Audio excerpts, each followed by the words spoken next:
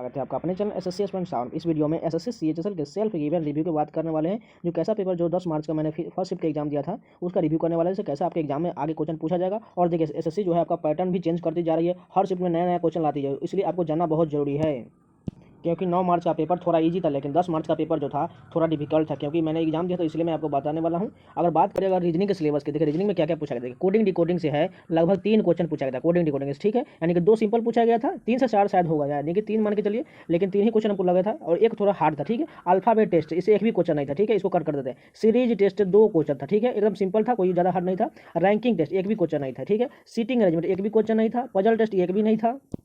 उसके बाद देखिए सीरीज तो हो चुका है, यहाँ पर देखिए 2 क्वेश्चन आया था। उसके बाद मिसिंग कैरेक्टर इससे 1 क्वेश्चन था, ठीक है। अगर मैथमेटिकल ऑपरेशन की बात करें तो इससे भी 1 क्वेश्चन था, मात्र 1 क्वेश्चन, ठीक है। ब्लड रिलेशन से भी 1 क्वेश्चन था। लॉजिकल वेन डायग्राम से देखिए एक लॉजिकल क्वेश्चन पूछा गया था। देखिए सिंपली उसको मैं बात बता देने वाला हूँ। देखिए ऐसा जो आयत रहता है, एक त्रिभुज रहता है और इसमें से एक वृत्त रहता है, इसमें से चूज करना है इसमें कौन सा बीच में दिया जाएगा, यानी कि सभी से तीनों सम्मिलित है, यानी कि इसका आंसर 11 था शायद मेरे अनुसार। ऐसी वेन डायग्राम का ऐसा एक क्वेश्चन पूछा गया था, ठीक है। Venn diagram simple Venn diagram नहीं पूछा गया था। सिलोजिज्म का क्वेश्चन 1 पूछा गया था। कैलेंडर का एक भी क्वेश्चन नहीं पूछा गया था। कैलेंडर से कोई भी शिफ्ट में पूछा नहीं जा रहा, ठीक है, इसको इग्नोर कर दीजिएगा। क्लॉक टेस्ट से भी नहीं पूछा जा रहा है। क्यूब एंड डाइस से 1 क्वेश्चन पूछा गया था, थोड़ा इसमें पेचीदा था लेकिन इजी था, ठीक है। एनालिटिकल रीजनिंग से एक भी नहीं था। उसके बाद देखिए साइन कंक्लूजन से इसमें देखिए कथन निष्कर्ष का 1 क्वेश्चन था, ठीक है, यानी कि एक कथन निष्कर्ष का क्वेश्चन था। इनपुट आउटपुट से नहीं था। एनालॉजी की बात करें, एनालॉजी से लगभग 2 से 3 क्वेश्चन शायद था, ठीक है। उसका जो होता है यानी 3 सम्मिलित है और एक अलग है, यानी कि वैसा क्वेश्चन लगभग 2 से 3 था, यानी कि इसी प्रकार का सिंपल क्वेश्चन पूछा गया था। और एक जो है ट्रायंगल काउंट करने वाला था, वो भी क्वेश्चन था, इसलिए ये सभी आपको ध्यान रख लीजिए। इसमें जो त्रिभुज काउंट करना होता है वो क्वेश्चन पूछा गया था। रीजनिंग के इतना ही सारे पूछे। देखिए रीजनिंग का लेवल थोड़ा ईजी था, लेकिन टाइम टेकिंग बहुत ज़्यादा टाइम लग गया था बनाने में, ठीक है। अब चलिए बात करते हैं इंग्लिश की।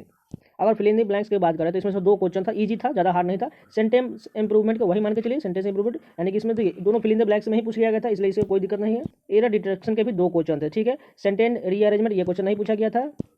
सॉरी PQRS का 2 क्वेश्चन पूछा गया था, ठीक है, ज़्यादा हार्ड नहीं था, लेकिन इसमें भी टाइम लग गया था, यानी कि 2 क्वेश्चन PQRS का पूछा गया था, ठीक है। अगर ईडियम फ्रेज की बात करें, इसमें 2 क्वेश्चन पूछा गया था, ठीक है, 3 क्वेश्चन नहीं पूछा गया था। ईडियम फ्रेज का 2 क्वेश्चन पूछा गया था, एक हार्ड था और एक ईजी था। सिनोनिम से 2 पूछा गया था। एंटोनिम भी 2 पूछा गया था। एक्टिव पैसिव से शायद 1 या 2 क्वेश्चन पूछा गया था। डायरेक्ट इनडायरेक्ट से भी 1 क्वेश्चन पूछा गया था। फ्रेज से कोई भी क्वेश्चन नहीं पूछा गया। स्पेलिंग से लगभग यानी कि 2 से 3 क्वेश्चन पूछा गया था। एक स्टेटमेंट वाइज क्वेश्चन दिया गया था, जिसमें बहुत सारे स्टेटमेंट जैसे ABCD में दिए थे, उसमें से बताना था इसमें से कौन सा गलत दिया गया, ठीक है, यानी कि लगभग 3 था और 2 सिंपली था, जिसमें बताना था इसमें कौन सा गलत है या कौन सा सही है, ठीक है। 1 वर्ड सब्स्टिट्यूशन से भी 2 क्वेश्चन पूछा गया था, यानी कि सिंपली देखिए इंग्लिश ज़्यादा हार्ड नहीं था, इजी था। और क्लोज टेस्ट भी 5 नंबर का था, जो एकदम सिंपल था, इजी था, यानी कि सभी करने वाले थे। लगभग 25 में से मान के चलिए 20 से 22 क्वेश्चन करने वाले थे। अगर जीके की बात करें तो जीके में पूछा गया था कौन सा टीम IPL में क्वालिफाई नहीं किया था, इसका आंसर मुंबई इंडियंस शायद था। खेलो इंडिया यूथ गेम से एक क्वेश्चन पूछा गया, जिसके हरियाणा के बारे में पूछा था। हरियाणा ने कितने मेडल जीता था, 137 मेडल जीता था। ये क्वेश्चन मैंने नहीं किया था, बाद में घर आने के बाद मैंने चेक किया था। उसका संविधान वाला क्वेश्चन नहीं पूछा था। अनुच्छेद से शायद एक क्वेश्चन पूछा गया था, एक 10वीं अनुसूची से पूछा गया था, शायद पूछा गया था, जिसमें कौन सा सूची सम्मिलित नहीं, यानी कि समवर्ती सूची 7वीं अनुसूची में कौन सम्मिलित है, ऐसा क्वेश्चन भी एक पूछा गया था। एक बेटी बचाओ बेटी पढ़ाओ, यानी कि कौन सा जो है लड़कियों के लिए एक योजना बनाएगा, उसके बारे में शुरू किया गया था। एक क्वेश्चन आयुष्मान भारत योजना से था, यानी कि उसका नोडल एजेंसी कौन सा था।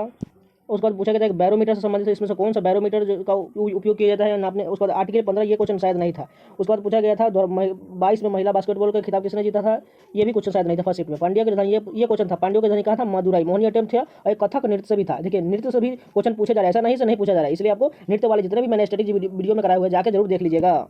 एक क्वेश्चन प्रोफेसर शरद पगारे से क्वेश्चन था, जो पाठ्यपुस्तक की सामग्री से था। उसके बाद देखिए इकोनॉमिक्स से 2 क्वेश्चन पूछा गया, थोड़ा हार्ड था लेकिन बनने वाले नहीं था, ठीक है, इसलिए मैंने छोड़ दिया। उसका पूछा गया जबलपुर किस नदी के तट पर है, यानी कि नर्मदा नदी, इसका सिंपल आंसर था। यानी कि इकोनॉमिक्स में मांग का नियम का क्वेश्चन था। और साइंस के लगभग 2 से 3 क्वेश्चन थे, ठीक है, यानी कि साइंस से भी क्वेश्चन पूछे जा रहे हैं। और कंप्यूटर में फुल फॉर्म पूछा गया था। URL का फुल फॉर्म क्या होता है, इसका URL का फुल फॉर्म क्या होता है, यूनिवर्स रिसोर्स लोकेटर, शायद इसका आंसर था।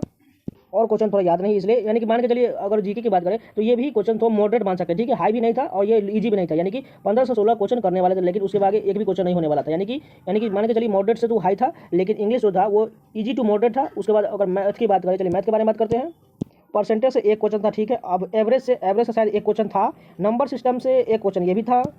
सिंप्लीफिकेशन से कोई भी क्वेश्चन नहीं था। देखिए इस शिफ्ट में यही हुआ है, मैथ के साथ बहुत धोखा हुआ है, यानी कि सबके शिफ्ट में सिंप्लीफिकेशन 2 क्वेश्चन पूछा गया था, लेकिन इस शिफ्ट में सिंप्लीफिकेशन एक भी क्वेश्चन नहीं पूछा गया था। इसमें सीक्वेंस आंसर यानी कि APGP HP से लगभग 3 क्वेश्चन पूछ दिया गया था, जो प्रीवियस में आया ही नहीं है कभी, यानी कि इसी के कारण बहुत से स्टूडेंट APGP HP बनाए ही नहीं होंगे। टाइम एंड वर्क से लगभग 1 क्वेश्चन शायद या 2 क्वेश्चन था। टाइम एंड स्पीड से 2 क्वेश्चन था। एक शायद नाव वाला धारा वाला था 1 क्वेश्चन, और एक कुछ अलग था। और SICA से एक भी क्वेश्चन था। प्रॉफिट एंड लॉस से 2 क्वेश्चन था। एक डिस्काउंट था, एक सिंपली MP और CP वाला दिया गया था। अलजेब्रा से देखिए, अलजेब्रा से शायद 3 क्वेश्चन था। ज्योमेट्री से 3 क्वेश्चन था, 2 क्वेश्चन है, 3 क्वेश्चन था ज्योमेट्री से। मेंसुरेशन से भी 2 से 3 क्वेश्चन था, यानी कि मान के चलिए 3 क्वेश्चन था। उसके बाद ट्रिगोनोमेट्री की बात करें तो ट्रिगोनोमेट्री से भी 3 क्वेश्चन पूछा गया, यानी कि एडवांस का वेटेज बहुत ज़्यादा बढ़ चुका है। देखिए सीसीएल के एग्जाम में लगभग 10 से 11 क्वेश्चन जो है सिर्फ और सिर्फ एडवांस से पूछा जा रहा है। और वेन डायग्राम की बात करें तो लगभग उसमें भी 2 से 3 क्वेश्चन पूछा गया था। 3 क्वेश्चन मान के चलिए डायग्राम से पूछा गया था।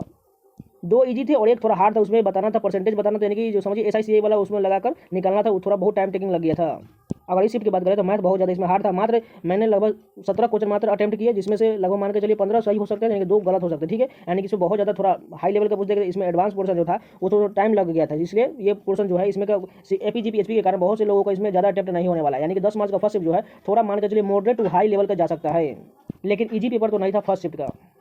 तो आपको ये रिव्यू कैसा लगा? अगर अच्छा लगा तो प्लीज़ लाइक कर दीजिएगा, और इसी प्रकार का कंटेंट पाना चाहते हैं तो चैनल को सब्सक्राइब जरूर करिए। और जो भी स्टैटिक जीके का पोर्शन मैंने देखे हैं उन सभी को आपको लगातार वीडियो लगातार प्रोवाइड करा देंगे, जिससे आपको आगे के एग्जाम में जरूर हेल्प होगा। तो चलिए मिलते हैं नेक्स्ट वीडियो, तब तक के लिए धन्यवाद। अगर नहीं तो चैनल को सब्सक्राइब जरूर कर लीजिएगा, और इसी प्रकार का कंटेंट जो स्टैटिक जीके का पूछा गया था उसी प्रकार आपको लगातार प्रोवाइड कराया जाएगा। तो मिलते हैं नेक्स्ट वीडियो, तब तक के लिए धन्यवाद।